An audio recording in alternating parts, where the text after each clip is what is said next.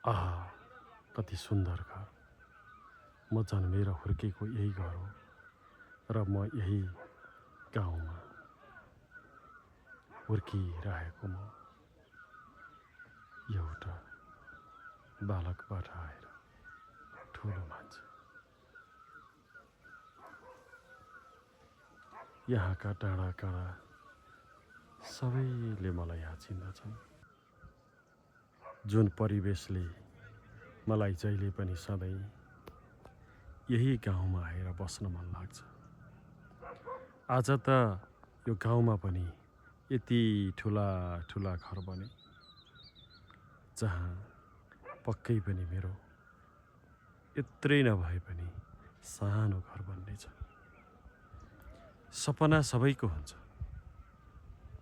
सपना सबैको हुन्छ, तर मेरो पनि छ। मलाई लाग्छ पक्कै पनि यो गाउँमा हामी सबै दाजुभाइ विदेशबाट फर्किएर फेरि हामीहरू ताजा बाल्यकाललाई नै फेरि सम्झाउनेछ। यी पहाडहरू र ठुलो घना जङ्गल मलाई देख्दा र राति सुत्दाखेरि मलाई ठुलो याद आउँछ,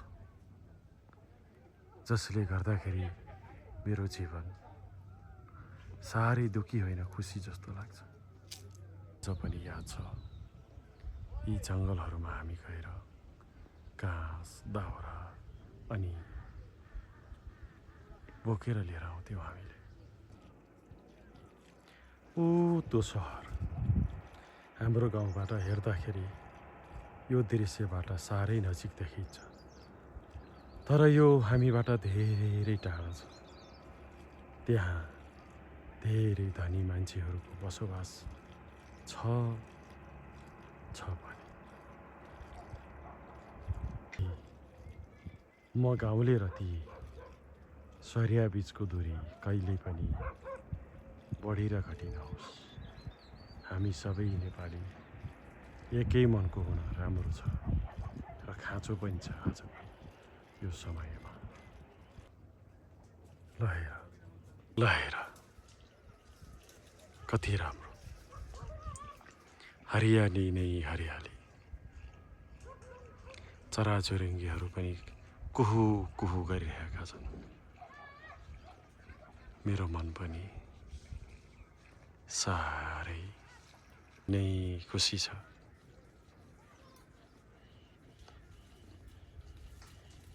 देश पक्कै पनि परिवर्तन हुन्छ।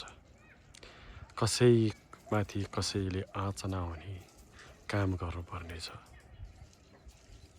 अब हामी सबैजना कटिबद्ध भएर देश बनाउन लाग्नुपर्नेछ।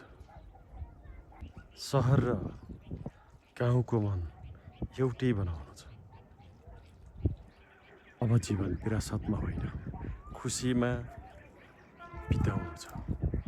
हामी सबै नेपाली एक हौँ, सबैजना मिलेर देश बनाऊ, समाज बनाऊ, गाउँ बनाऊ। हामी नेपाली धेरै मन र माया भएको हामी सबै नेपाली हौँ। हामी मिल्नु नै छ, मिल्नै पर्छ र सबैलाई यो संसारलाई हामीले राम्रो मान्छे यसै पनि छौँ, अझ राम्रो मान्छे बनेर चिनाउनु छ। हस्त धन्यवाद।